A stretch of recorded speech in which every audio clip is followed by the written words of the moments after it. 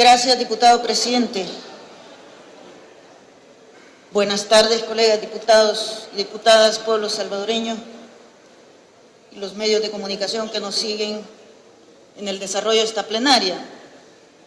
Yo quiero ser puntual porque esta es una materia hasta cierto punto desconocida, y no solo en El Salvador, sino en Latinoamérica, por circunscribirlo a un territorio geográfico determinado. Legislaciones que regulan sobre la protección de este derecho humano que se llama la moral, que es inherente a la persona, son muy pocas las referencias que tenemos. En algunas legislaciones se legisla como un capítulo de alguna ley. El Salvador, en este sentido, creo que nos ponemos en avanzada al regular la tutela de un derecho extrapatrimonial, como es el derecho a que se indemnice cuando la moral de una persona se ve menoscabada por una acción o por una omisión. Hemos establecido, sin tratar de inmiscuirnos en otras materias que ya regulan el daño a la moral. El Código de Familia regula el daño ocasionado a la moral, por ejemplo, de un menor que no es reconocido por su padre. El menor tiene el derecho ya concebido en la legislación de familia que puede demandar por el daño a la moral ocasionado en razón de la omisión del padre al no quererlo o al negarse reconocerlo. Esa materia seguirá siendo legislada por el Código de Familia. Esto no lo modifica. También hay daños a la moral que son resultantes de la comisión de ilícito. Ya lo regula el Código Penal, el Código Procesal Penal, donde la comisión de algún ilícito, por ejemplo, una estafa, una calumnia, una difamación, etcétera, puede ocasionar, además de los daños de responsabilidad civil que conocemos, que son los daños y perjuicios, y cuando por la acción de un ilícito se deja de percibir algún ingreso, se llama el lucro cesante y daño emergente. Eso ya está establecido y seguirá siendo así. Usted, si en perjuicio o como resultado de un delito se le daña, recibe daños y perjuicios, eso es una materia aparte. Pero además ya concibe la legislación penal también la posibilidad que se pueda usted exigir la reparación del daño moral. En el Código de Trabajo también hay legislación sobre esa materia. Esas materias seguirán siendo sustanciadas de conformidad a lo que ya dicen esos artículos que se refieren a eso. Hoy lo que pretendemos con esta ley es dar cumplimiento al artículo 2 de la Constitución, para ser específico, el inciso 3 que establece que toda persona tiene derecho a ser indemnizada cuando se le daña su moral. Hay que decirlo, esta es una disposición constitucional que data de los años 50, es decir, fue una constitución de 1950 donde el constituyente estableció que la persona tenía derecho a ser indemnizada cuando se le daña en su moral. Han pasado décadas de años y no se ha legislado en ese sentido, porque el mismo artículo dice que la tutela de ese daño debe de establecerse en la ley. No es suficiente decirlo en la Constitución, es necesario desarrollar procedimientos que permitan garantizar ese derecho constitucional. Es así que, como FMLN, como grupo parlamentario, elaboramos una propuesta que al principio, si los salvadoreños y salvadoreñas recordarán, generó efectos negativos. Se generaba la percepción que era una ley mordaza, como que si el daño moral solo se ocasiona por lo que se dice o por lo que se publica. Ahí hay un error en la percepción. El daño moral no necesariamente se ocasiona por lo que se dice o por lo que se publica. También puede haber daño moral por omisión, o puede haber daño moral por retardación de justicia, o puede haber daño moral cuando me procesan injustamente imputándome un delito que no me probaron y me mantuvieron preso durante meses o años quizás. Es decir, el daño moral no se puede circunscribir solo al hecho de lo que genera una calumnia, una difamación o una injuria. El daño moral va más allá del daño que se puede ocasionar cuando se habla o cuando se escribe o cuando se publica algo. Y esta ley precisamente va más allá en esa regulación. Hemos establecido, porque no hay un concepto universal respecto a qué vamos a entender por daño moral, porque el daño moral es un efecto muy subjetivo. La persona, algunas personas el efecto es mayor, otras personas es menor, y no se puede encajar una definición de un daño moral ajustándole a frases como encajonando al efecto de una sola forma. Por eso hemos dicho que habrá daño moral cuando una persona se siente dañada en su moral, en su psicología, y ese daño le ocasiona a la persona una disminución en su autoestima. Es decir, la persona se ve disminuida en su autoestima por esa acción o esa omisión que se ha hecho. Entonces hemos dicho, daño moral se puede ocasionar a una persona por una acción o por una omisión. Ya pusimos dos ejemplos.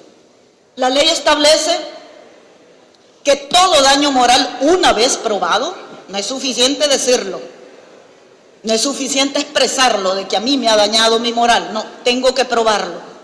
Una vez probado el daño moral, yo tengo derecho a una indemnización, es decir, a que se me repare. Estamos hablando de una reparación, en algunos casos hasta emocional. No puede haber una reparación material porque el daño moral se ocasiona en la psicología de las personas. Las causas que hemos establecido, entre otras, no serán las únicas que ocasionan el daño moral. Hemos enumerado por lo menos 4. Un daño moral puede ser ocasionado inclusive producto del incumplimiento de un contrato, pero no es suficiente que se incumpla un contrato. Es necesario que el incumplimiento del contrato haya ocasionado un daño en la imagen, ya sea de una persona natural o jurídica, y ese daño debo de probarlo. Un daño moral puede ser ocasionado cuando a mí no se me imparte pronta e incumplida justicia, pero no es toda la retardación de justicia la que puede ocasionar un daño moral, sino aquella retardación de justicia que surte efectos que afectan la imagen de la persona natural o jurídica. La injuria puede ocasionar un daño moral. La calumnia también puede ocasionar un daño moral. La difamación también puede ocasionar un daño moral. Ya en materia penal, esas acciones se sancionan con pena pecuniaria. Pero también puede dar lugar a que usted no proceda a demandarlo penalmente, pero puede proceder únicamente a demandarlo por el daño moral. Por eso es que hemos dicho que esta ley desarrolla una materia de manera autónoma. ¿Quiénes son las víctimas del daño moral? Las personas naturales o jurídicas, porque también las personas jurídicas tienen honor. Una sociedad, una empresa que se dedica a proveer algún producto y que es difamada, injuriada y afecta su imagen, y eso le genera inclusive una disminución en la venta, también puede sufrir daño moral. Por eso hemos dicho, las víctimas pueden ser personas naturales o jurídicas.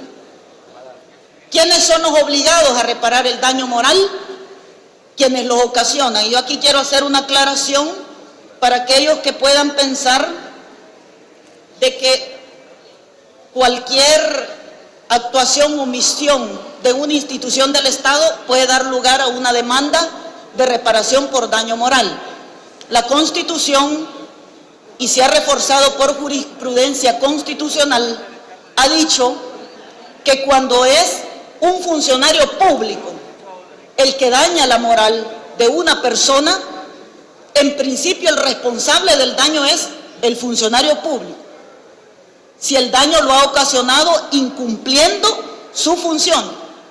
O sea que no es suficiente que alguien deje de ejercer las funciones y dice, van a demandar al Estado y que sea el Estado que pague.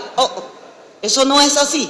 Para los que están pensando que se desate una gran cantidad de demandas contra el Estado, porque el responsable de cumplir con la función pública se llama servidor público. Y si el servidor público daña la moral de una persona en el ejercicio de sus funciones incumpliendo sus facultades, es el servidor público el que paga. Así lo dice la Constitución.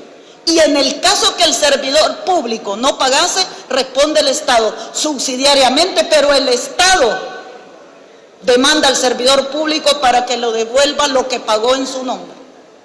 Yo quiero aclarar eso porque puede dar a entender a veces de que cualquier inconformidad demando al Estado. No, el primer demandado es el servidor público. Y usted tiene que probar, señor servidor público, que la moral de una persona no la dañó por omisión, sino que la dañó cumpliendo sus labores. Esa es una cosa que debe de probar ante el juzgado.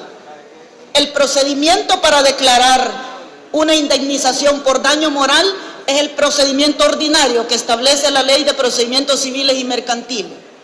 Es un juicio eminentemente declarativo. La persona que se siente dañada en su moral presenta la demanda ante cualquier juzgado de lo civil, argumentando en qué consiste el daño, haciendo un medio cálculo de cómo considera que se puede reparar el daño, pero deberá de probar esa acción. No es suficiente hacer la solicitud, no es suficiente creerme que me ha dañado, es necesario probarlo. ¿Con qué lo voy a probar? Con todas las formas de prueba que están habilitadas por nuestro ordenamiento jurídico. La indemnización en principio es económica, pero podría haber inclusive indemnización por acuerdo de las personas. Alguna persona dice, mire, yo me doy por satisfecha si públicamente me pide disculpas o si llegamos a un acuerdo de que no hubo ninguna mala fe en dañar mi imagen y yo me doy por satisfecho. Pero eso debe de partir de una conclusión que el juez dé. Plazo. Las personas que consideran demandar por la violación a un derecho de esta naturaleza, tiene un plazo de 5 años. A partir que se realizó el último acto que te dañe tu moral. Y para los servidores públicos, es decir, para las personas que siendo servidores públicos, por omisión o por incumplimiento de mis facultades, daño la moral de alguien, esos 5 años comenzarán a correrle a partir de que cesen sus funciones. Por una simple y sencilla razón. Puede darse el caso que mientras el funcionario esté en el ejercicio de sus funciones, la persona no se anime a demandarlo. Así que tendrá más tiempo para hacerlo. Lo puede hacer mientras él esté en ejercicio de funciones, pero también tiene la garantía que si no se anima a hacerlo en ese tiempo, la prescripción, es decir, tendrá después de que él cese o ella cese en sus funciones 5 años. Y finalmente quiero nada más reiterar, en primer lugar agradecer a la comisión y a todos los grupos parlamentarios que tuvieron a bien acompañarnos. Y además quiero reafirmar, desvanecidos todos los miedos, porque aquí lo primero que se ve cuando se hace una propuesta de ley es lo malo. Esta propuesta se calificó de ley mordaza. Eso sucede, esas calificaciones suceden cuando uno opina sin conocimiento de causa. y genera una discusión estéril, sin ninguna posibilidad de poder comprobar esas afirmaciones. Hoy le damos al país una ley de una materia que seguramente necesitará más discusión, más difusión, más debate, y como cualquier instrumento jurídico que nosotros emitimos, estas son perfectibles en el tiempo. Pero de momento podemos decirle al pueblo salvadoreño, estamos cumpliendo con la Constitución, estamos emitiendo una ley que protege ese derecho fundamental que se llama derecho a la moral, porque mi derecho termina donde comienza el derecho ajeno. Muchas gracias, diputado presidente.